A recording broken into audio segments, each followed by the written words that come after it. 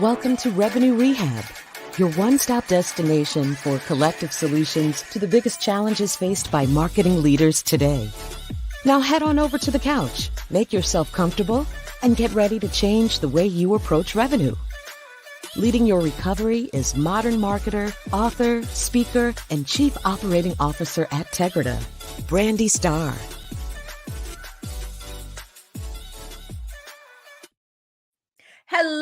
Hello, and welcome to another episode of Revenue Rehab.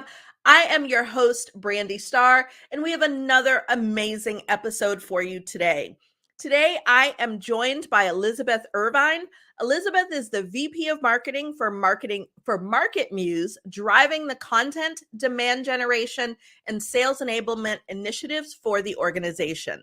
Elizabeth spent over 8 years at TechTarget, 5 of which were in London, where she built the site marketing department for the new European branch, spanning 4 international markets and languages. She spent a year at Gartner building an audience for their marketing-focused product, and also spent a year at an early-stage startup, CodeOcean. Elizabeth joined MarketMuse in 2018 as the first full-time marketer and built the marketing structure and automation from the ground up.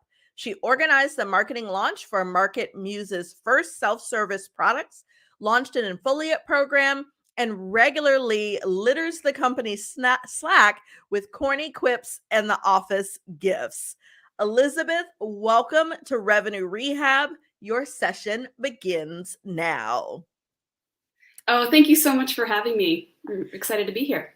Yes, I'm excited to have you. I love that you love The Office.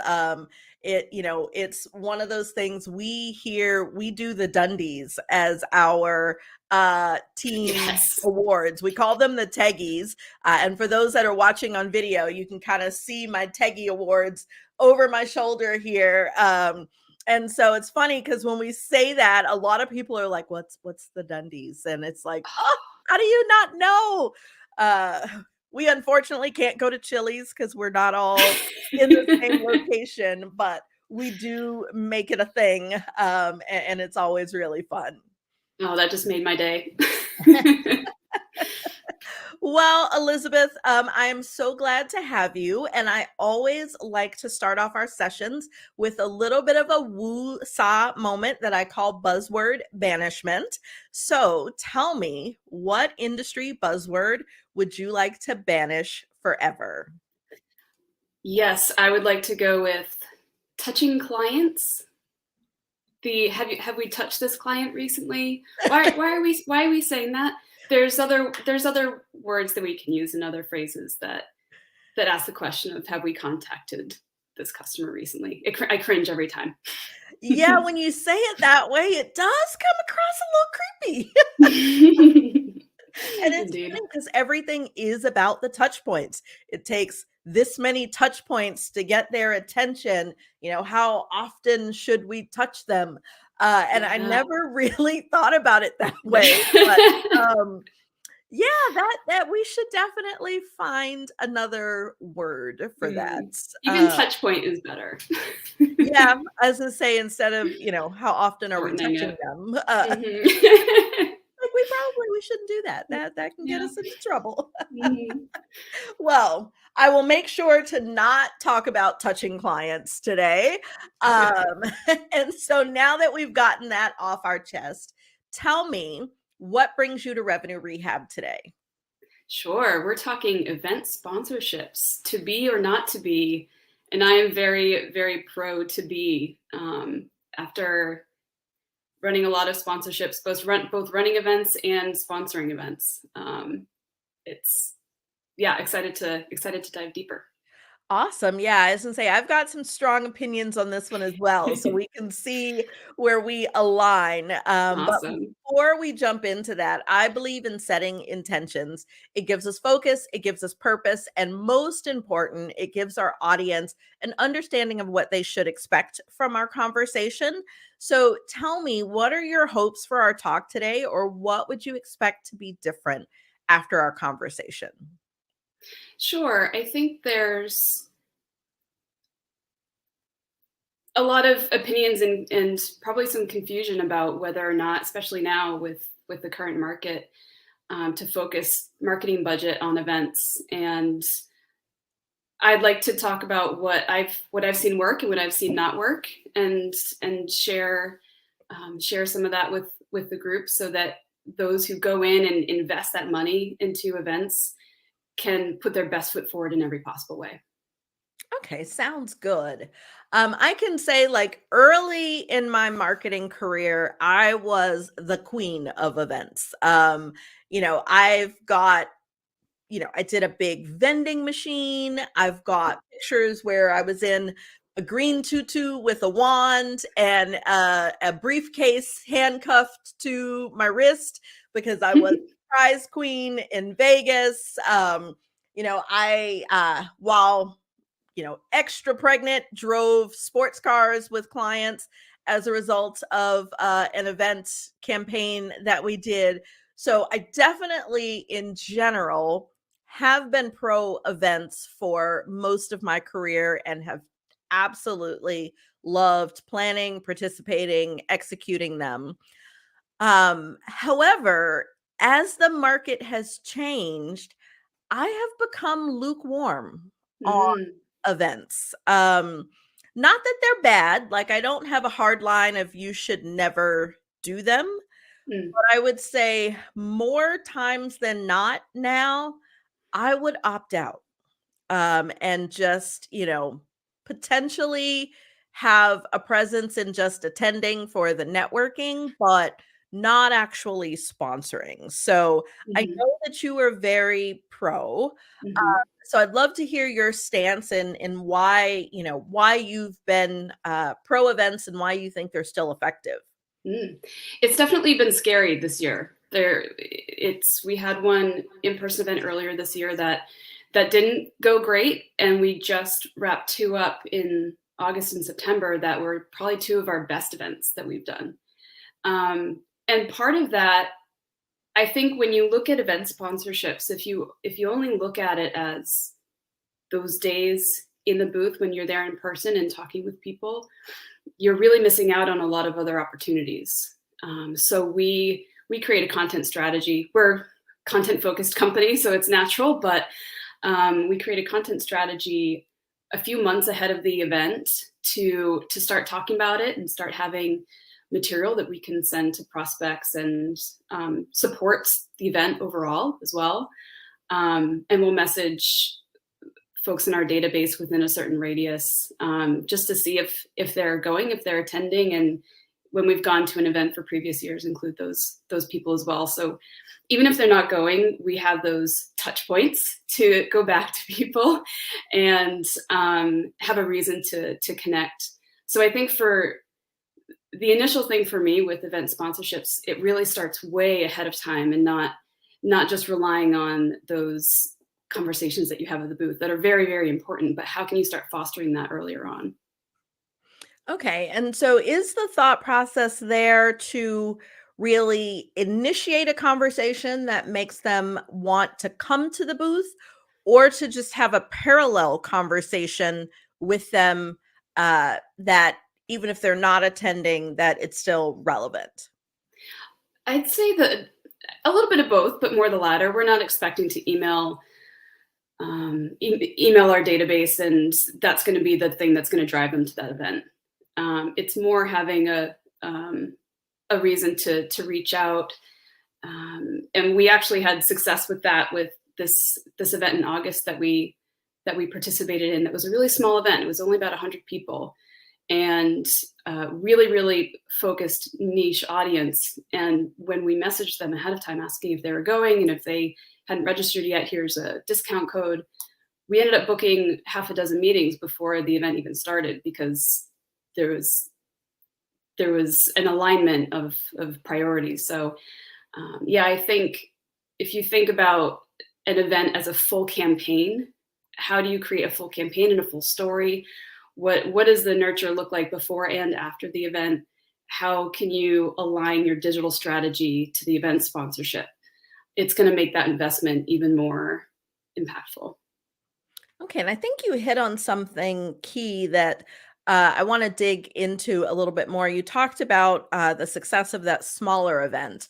And I Mhm, think, my personal opinion, that is the direction I have leaned. I mhm. used to really enjoy sponsoring the large conferences, because when you've got large amounts of people, there's a lot more that, it makes sense to invest in the sponsorship and, a lot more fun things you can do. But as I have, as events have grown and I've worked in events in different industries, I have found that those small events, like 100 people or less, are the places where I have seen greater success. Do you have a preference? Like, do you feel one works better than the other? Do you think it's a blend of both? Like, what's your opinion on sponsorship, small versus large? I think it I think it depends on how aligned the audience is to your ICP. So I usually avoid the larger events if they're covering too broad of a topic in marketing. So, for example, inbound is a great one. We're told all the time we should be at inbound. Why aren't you at inbound? It's a great option for us, but they cover so much of marketing that the problems that people come to that event with that they're trying to solve, we may hit a percentage of that. Whereas some of the content focused events may be smaller. And this one was more AI focused. That was 100 people. And this other one that we went to was around 2,000 people. And as long as the audience is closely aligned to your ICP, I feel like the size matters a little bit less. And sometimes it's hard to tell. So we'll typically sort of test out an event by sending reps ahead of time and let them talk for 1 year and let them talk with the audience, see what the interactions are like at the booths and does the content sort of match up. And it's kind of a good test run for us before investing.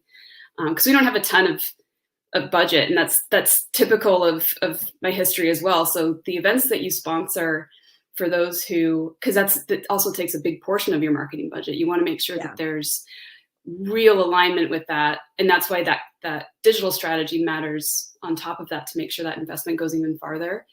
I think the smaller events, and even with the bigger events, I always try to push for having a speaking slot, whether it's organic and we apply before we sponsor and get a speaking slot with one of our co-founders, or if it's part of the sponsorship, because that's going to have a dramatic impact on the awareness and driving that foot traffic to the booth too. Yeah, and that is another thing that I have seen really effective. The times, because I have often been the speaker for my organizations, and the times where I have had a speaking slot, it'll be that day and a half after that presentation that people will be consistently coming to the booth purposefully, not Hmm. just wandering by. Hmm. Um, I know that you also mentioned that you have been on the other side of it in being the event host. Hmm. How have you positioned your events so that they are effective for sponsors? Oh, it's so hard. And more recently, we've done more virtual events. So been experimenting with that. And how do I really make sure that I drive value for these sponsorships, having been a sponsor myself, so that they would want to come back and sponsor again. And a lot of that comes down to the engagement and experience. You can look at, I think it's easiest to associate the leads that you get from an event and just do cost per lead and how does that align. But there's so much more that you get from an event, both as a sponsor and as an attendee, and as the organizer. And a lot of that comes down to relationships. One of the biggest takeaways that we have gotten from participating in these events is creating relationships with other speakers and other sponsors, um, that create long-lasting co-marketing partnerships and just increases our breadth in the industry. And that's hard to measure. And as an event organizer, it's similar. And we saw that with our virtual events. It really opened up more doors with those speakers when they agreed to participate, and either supply video, or in the past, if you're doing that in person, it creates a really long lasting relationship that has that long-term impact, and it connects you to the industry more when you're participating in those events. Yeah, I like that idea of thinking. So I have definitely experienced that where, some events, the value is in the connections that you're making. We sponsored a road show, I guess it's 4 years ago now. With the pandemic, years seem so, I like, know. time is so relative. And there weren't a ton of leads that came out of, that event, but there was some really strong alignment to some technology partners, so technology vendors, because we're a services company, that really made the sponsorship worth it. And I think, most people, when they are looking at the success of an event and putting that money in there, the goals that are put around the event, most marketers are only putting lead goals behind that. Mhm.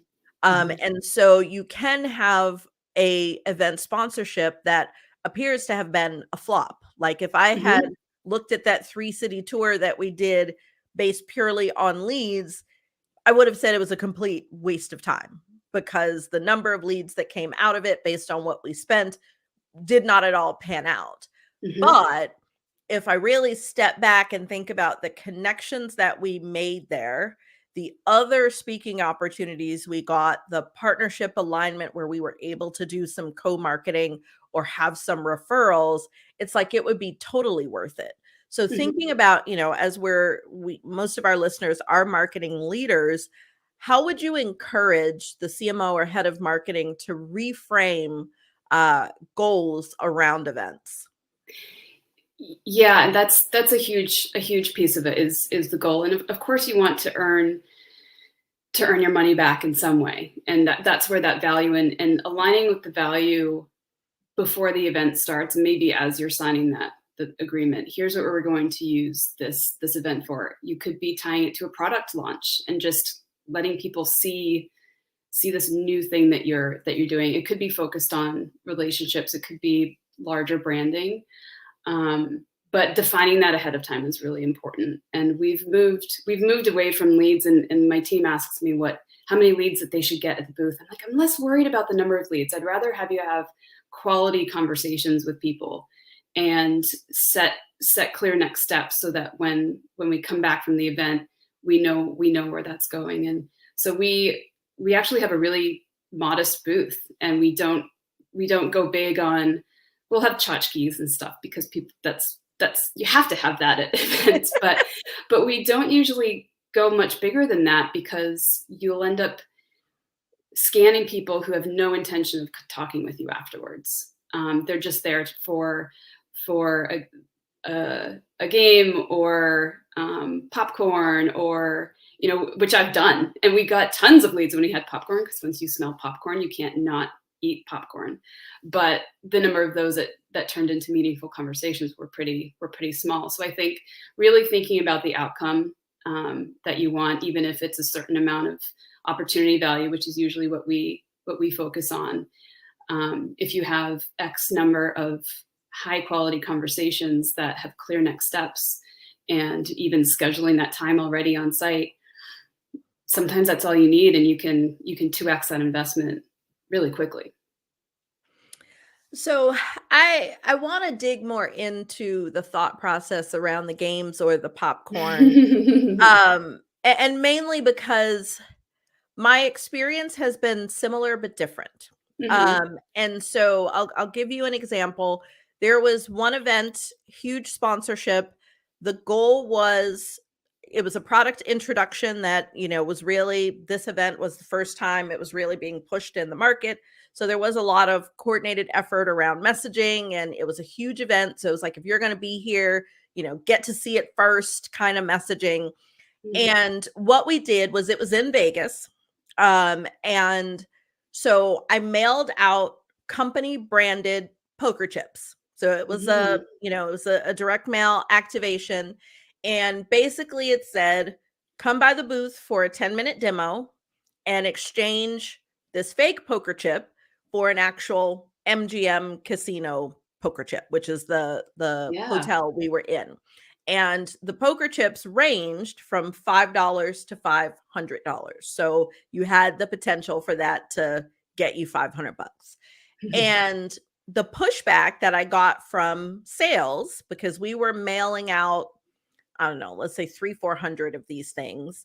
And it was presumed that a solid portion of these people were going to be at this event because it was kind of, the event. So kind of like Inbound in marketing is one of those it events, Dreamforce, those sort of things. It was that kind of event for this industry. And so sales was like, oh, you're going to be sending us a bunch of crap people. We're just going to be doing a bunch of demos for people who were totally not interested. Like, you're setting us up for failure.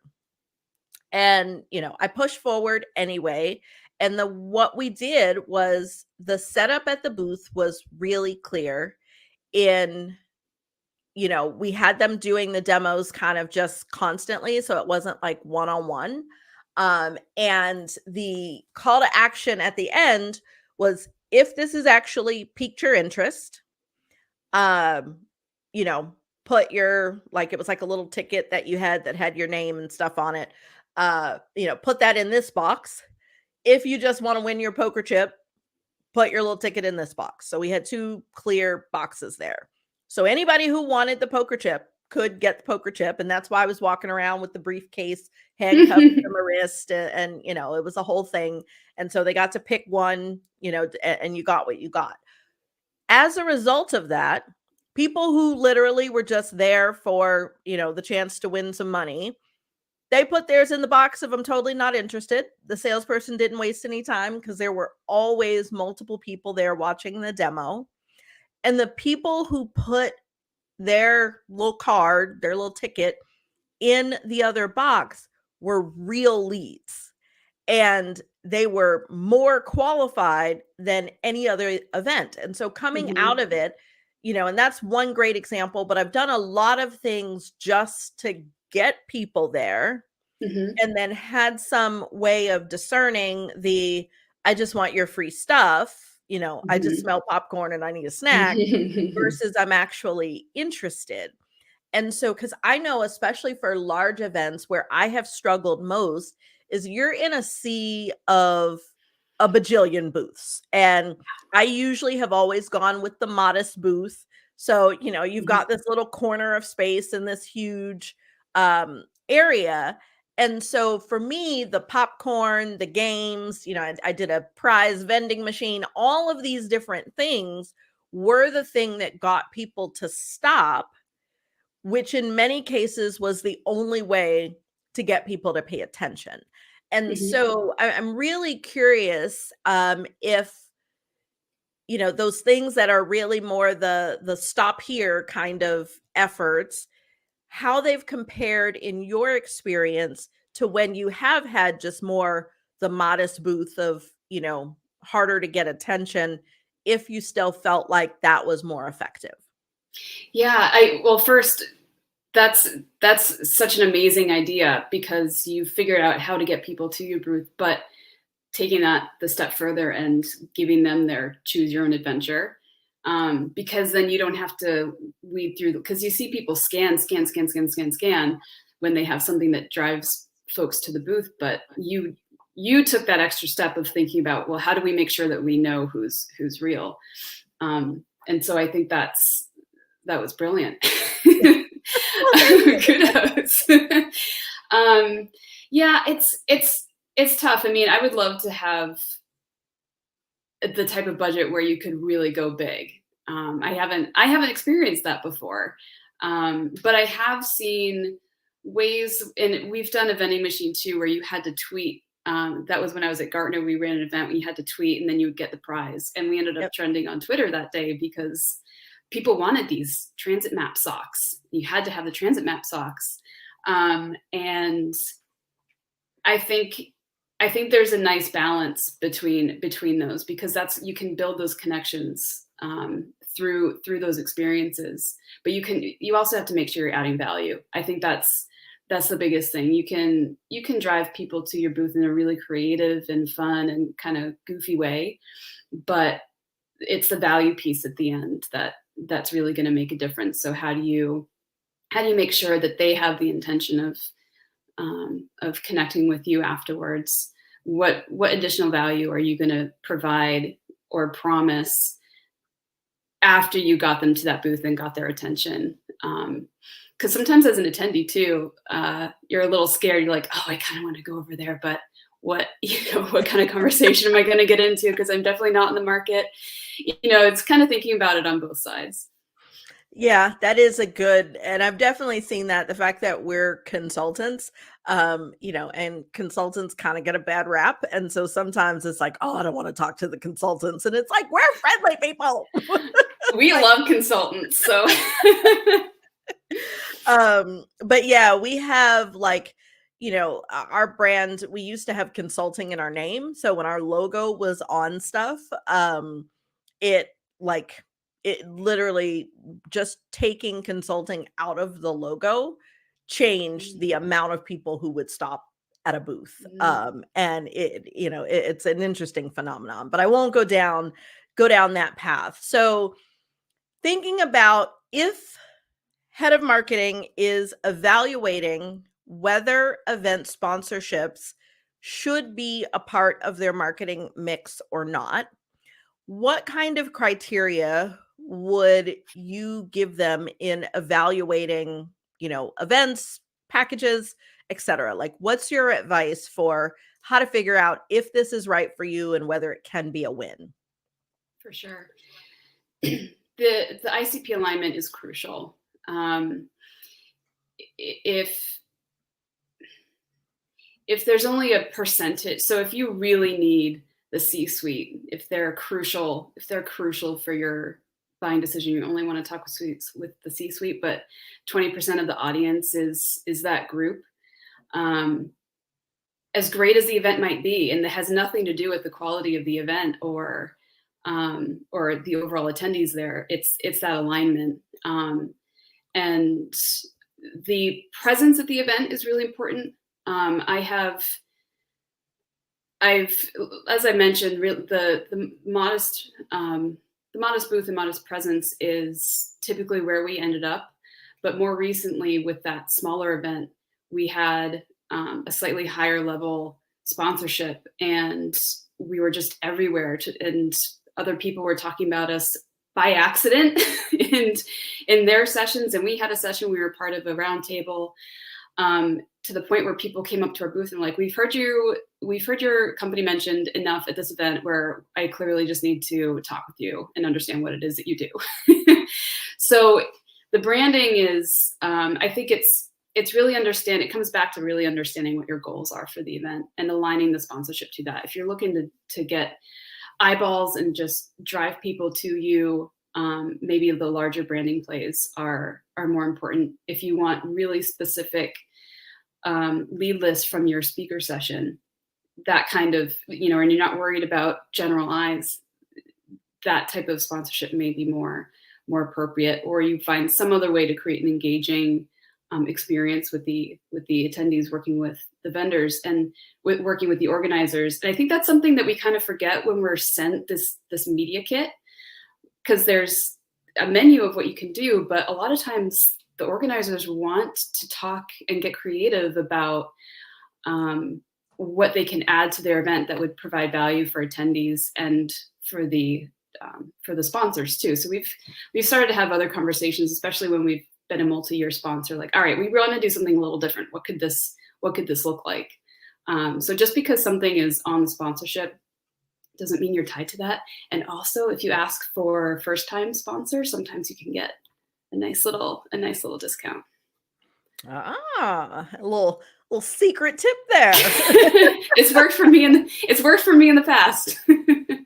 Yeah, because they really do want to get you into those multi-year, whether they have multi-year opportunities or just getting you to come back, year over year is always key. It is. Yeah. And I do love that the thought process around what is your brand play, because you're right. Like if the goal is just to get people to know you exist, then that big sponsorship where your name's on the lanyard and on the board and stamped into the pancakes at breakfast, like those are the things that do make sense. And if that's not your goal, then those sponsorships are less advantageous. So ICP and ops to brand sound like the two things that are your key criteria for evaluating an event. Mm-hmm. Mm-hmm. Awesome. Well, talking about our challenges, just first step, and nothing changes if nothing changes. So understanding that that's what we're looking for. In traditional therapy, the therapist gives the client some homework, but here at Revenue Rehab, we flip that on its head and ask you to give us some homework. So for those marketing leaders that are listening, can you give us that one thing? What is the one action, the one takeaway that you would like to give to our audience? Yeah, I'll lean in more to the ICP element. You can, if you go back to your previous lead list from your events, or you could ask potential events that you're considering for a sample, either a sample list or just titles and companies, or a title and location. They'll usually provide that because that shows that you're further down the funnel. And analyze that against what your real ICP is. When I did that with one event, I found that really only 30% of their audience was applicable to us, even though it was the event to go to. So I'm not going to invest in that because I need that to be higher for us to dedicate that budget. So it's really, it's sort of beyond the general, this is a great event, our people are there, but really thinking the percentage of those who are most likely to convert and those that are most aligned to you. So really dig deep on the ICP and ask those tough questions of the organizers, because they're more likely to help and provide that information in order to get you in. Okay, so our one thing is look at an event that you are considering sponsorship for, or that you think could be a good opportunity, and dig deep on their past attendee list to figure out if that event is within your ICP. And so there's our one thing. Whether you decide to sponsor or not, whole different conversation, but at least go ahead and do that due diligence. I appreciate that as an action item. And Elizabeth, I have enjoyed our discussion, but that's our time for today. So thank you so much. You so much for joining me. I appreciate it. I love talking events, especially topics I've got strong opinions on, are always great episodes for me. And so thanks to everyone who has joined us today. I hope that you have enjoyed my conversation with Elizabeth. I can't believe that we're at the end. See you next time. You've been listening to Revenue Rehab with your host, Brandi Starr. Your session is now over, but the learning has just begun. Join our mailing list and catch up on all our shows at revenuerehab.live. We're also on Twitter and Instagram at Revenue Rehab. This concludes this week's session. We'll see you next week.